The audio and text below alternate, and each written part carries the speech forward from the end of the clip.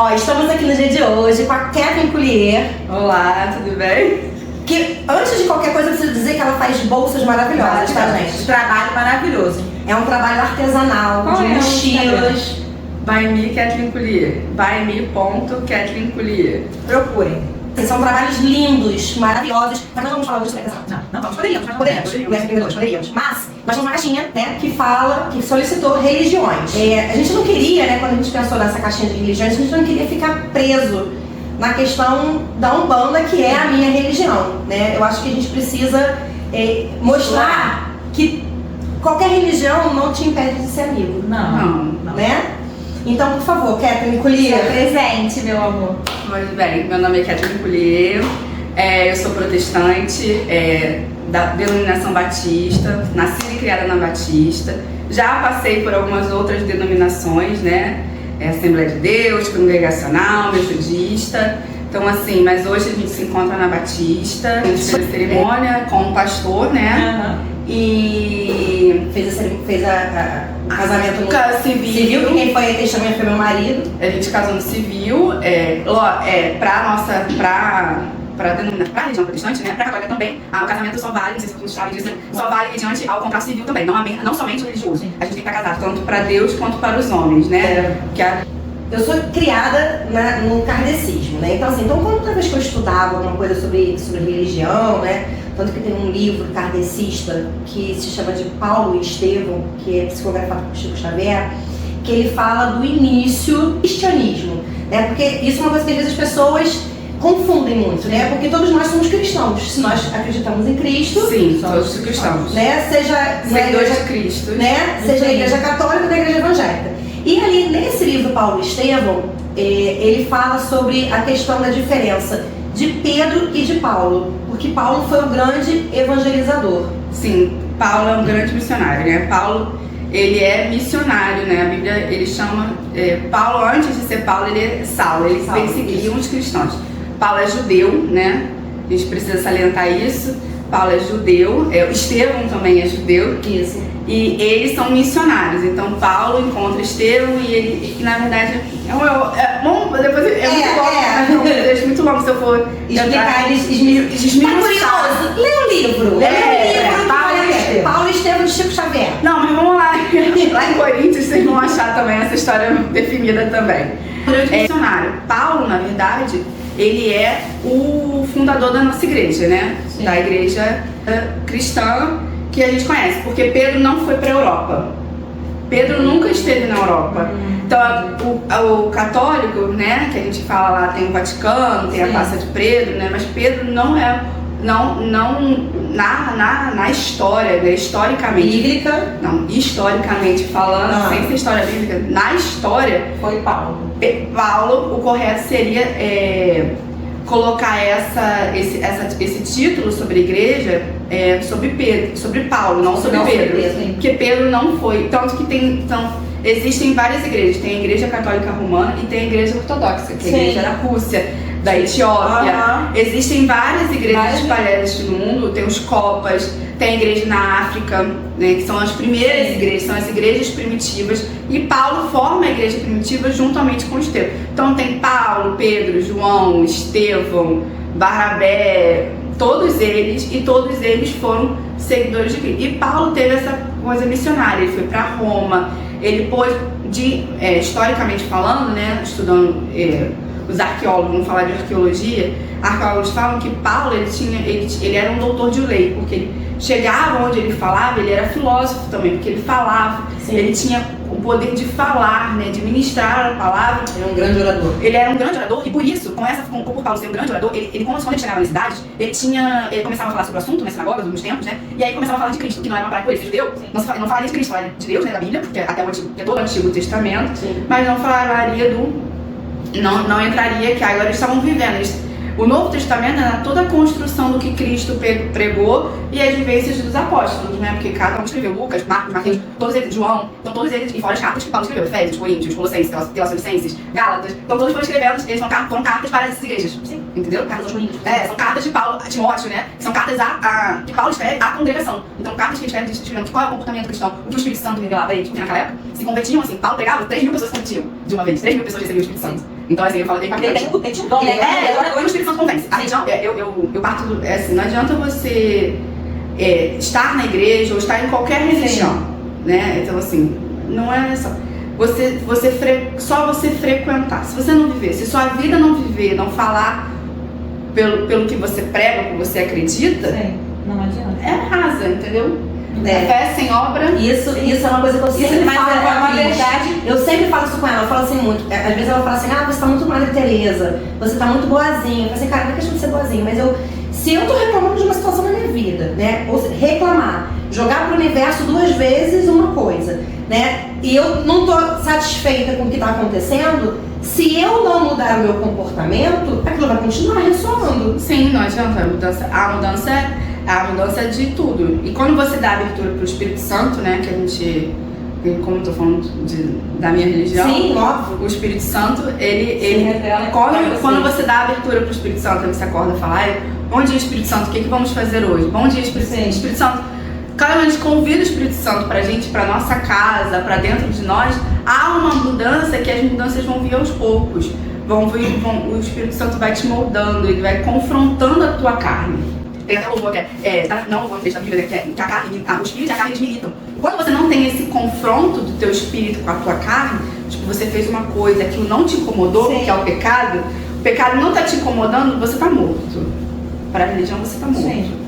Sim, né? Não é pra religião. É como se você tivesse que... É porque a gente pega a palavra religião, mas não é pra religião. Você tá morto, espiritualmente você tá morto. Porque aquilo não te incomodou, aquilo não te confrontou. Como é que você vai se não há confronto, não há mudança.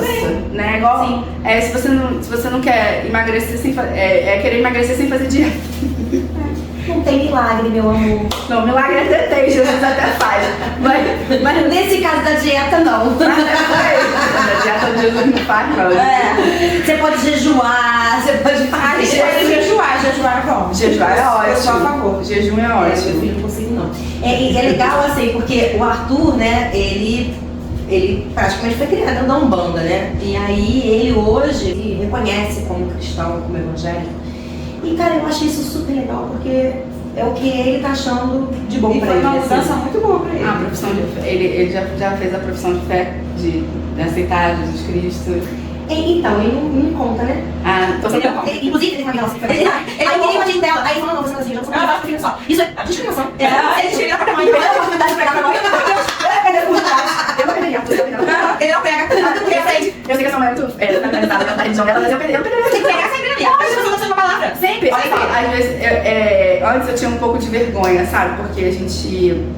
Eu não sei como que é pra vocês, mas assim, há uma discriminação religiosa muito forte. Sim, tanto que hoje vocês não se denominam mais evangélicos, se denominam cristãos, né? Não, nós somos cristãos. A palavra evangélico, porque vem dos evangelhos, né? Mas foi A palavra certa é cristão. É pejorativo, né? Outro dia, eu acho pejorativo. Nós somos cristãos, nós somos seguidores de Cristo. Sim. Aí eu falo assim, que a gente tem denominações diferentes. Por exemplo, católico é uma denominação. Sim. É uma doutrina diferente. É uma doutrina diferente. Porque o protestantismo, ele sai de dentro da igreja católica. Lutero era monge. Sim. Calvino era monge. Então, os primeiros pensadores do protestantismo, eles são pessoas aleatórias. Sim. São pessoas, até porque a gente tem que lembrar que naquele tempo não se tinha para Lutero botar lá as 95 teses lá, ele tinha que estudar, porque o estudo era só para os clérigos e pessoas com dinheiro e também muito ricos, e também teriam que ter permissão para estudar também. Nem todos os nobres podiam estudar. É engraçado falar isso, porque assim, eu assisti o filho do Lutero, né? E aí no filho do Lutero, ele tem um sonho que é ir até o Vaticano. E quando ele chega no Vaticano, ele começa a perceber que pra você adentrar a igreja, você precisa pagar. E ele começa a ficar porque a igreja, porque Roma, vamos lá, muito depois de Cristo ter morrido, ter ressuscitado, depois que Paulo, tanto que os romanos perseguem, matam Paulo, matam Pedro, matam Tiago, matam João, todos eles, o último é contra João.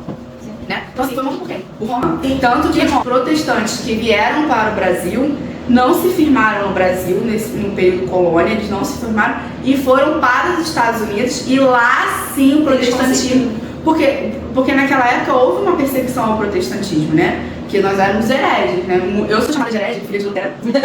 Não me coloque, filha de Lutero, porque eu sou filha de Lutero, herege, né? Porque né, a gente, protestante rompe com muitas coisas, mas o protestantismo traz a clareza de muitas coisas. Se a gente lê, eu defendo isso e é fato, meus amigos católicos não vão gostar, mas a gente lê e escreve hoje é graças ao protestantismo. Sim. Graças a essa ruptura com a Igreja Católica, porque nem todos teriam acesso. Sim. Outro dia eu fui para um debate na internet com uma pessoa e ela falou assim, mas você não acha que a educação não é para todos? Que nem todos deveriam estudar? Pelo contrário, Todos devem estudar. Eu acho que a educação é para todos, eu acho que a gente tem a liberdade, não é livre-arbítrio, porque o livre-arbítrio é outra coisa. O livre-arbítrio ele se encerra quando Adão e Eva comem o fruto proibido. Nós temos livre agência, né? Agência é de fazer, é o ato de fazer, né? Então nós temos escolhas. Sim. Então a livre agência nós escolhemos. Então assim, hoje se a gente lê e escreve, se existe educação para todos, eu acho que você tem o direito de seguir qualquer coisa, se acreditar em qualquer coisa. Eu acho que você tem que ter respeito pelo outro, né? Assim, a gente convive, a gente conversa sobre religião, não tenho só a Aline com uma amiga da Umbanda, tenho outras amigas do kardecismo. Em tudo. A gente tem que conversar. Judaico. Trocar ideia. Eu já falo assim pra ela, amiga, reza por mim, tô precisando de uma rezinha. É a mesma coisa, orar, entendeu? Enfim, pregar, fazer uma palavra. Eu acho que assim, e é o Espírito Santo que convence. Isso. É assim, eu acho que a gente tem que estar a palavra. Eu vou falar, eu vou dizer aqui. Todos os caminhos levam a Deus? Não, eu não acredito nisso. Eu não acredito nisso. O único caminho que lá em João 14, Jesus Cristo fala para os seus discípulos: eu sou o caminho, a verdade e a vida. Ninguém vem ao Pai a não ser por mim. Quando ele diz isso, você fala assim, então eu não tenho intercessão, eu não tenho intercessores. Porque ele fala, eu sou o caminho, a verdade e a vida. Mas é isso que eu acredito, entendeu? Sim. Eu não vou botar, eu não vou falar toda igreja é boa, não vou falar isso. O amor está em todos os lugares, não vou falar isso, porque o mesmo Deus que ama, que Deus mandou o mandamento da gente amar o próximo, Jesus Cristo, não só quando Moisés estabelece as leis, né, que nós hoje, como Ocidente, vivemos as leis do judaico-cristã, nós somos pautados. O Ocidente existe sobre a lei judaica-cristã, senão seríamos islamismo, viveremos sobre a jihad, né, que é a lei islâmica, não vivemos. Então, assim, quando Moisés estabelece a lei, ele dá uma lei muito severa. Então, assim, hoje tem assim muito severo. Mas quando Jesus Cristo vem e traz a graça, ele transforma, ele fala, nós temos que amar todos. Cristo amou a todos, mas ele não andou com todos. Sim. Então, Não, mas isso aí faz um sentido, gente. Você tem que amar pessoa. Você não leva qualquer pessoa pra sua casa, não leva qualquer pessoa, você não. Então, assim, o amor ao próximo, você vai amar, você vai dar, você vai se doar, mas você também Eu não vou nem fazer um íntimo, a avó já falava. Quem se junta com os corpos, cai no come. Exatamente.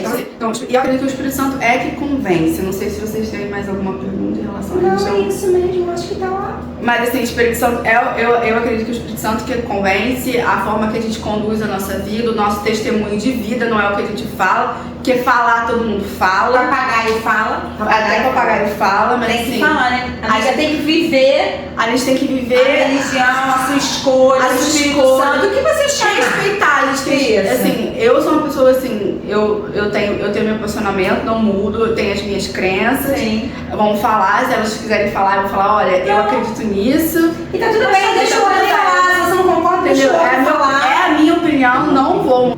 Tô na vergonha, né, amiga? Tô na fila do... Tô pregando. Você que lute.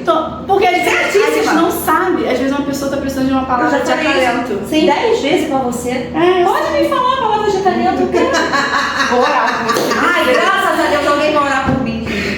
Mas, gente, é isso, ó. É brincadeira, a gente brinca. Mas assim, a gente brinca, mas assim. Mas a gente leva a sério, né? Com certeza. Claro que sim. Com certeza. Muito a sério. Então, assim, vocês podem perceber que isso aqui é papo de horas, né?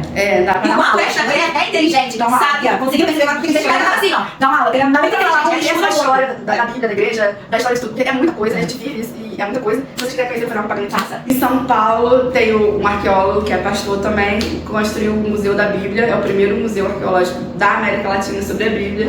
Fatos históricos e tem vários artefatos. Vamos falar sobre história. Se vocês querendo, tá aí a Kathleen. Pode responder a dúvida de vocês. E olha, finge que é fofoca. Espalha pra geral. Vamos continuar falando sobre religiões, temos várias Exatamente, é isso. Instagram, YouTube, TikTok. Estamos lá. aí. Beijo.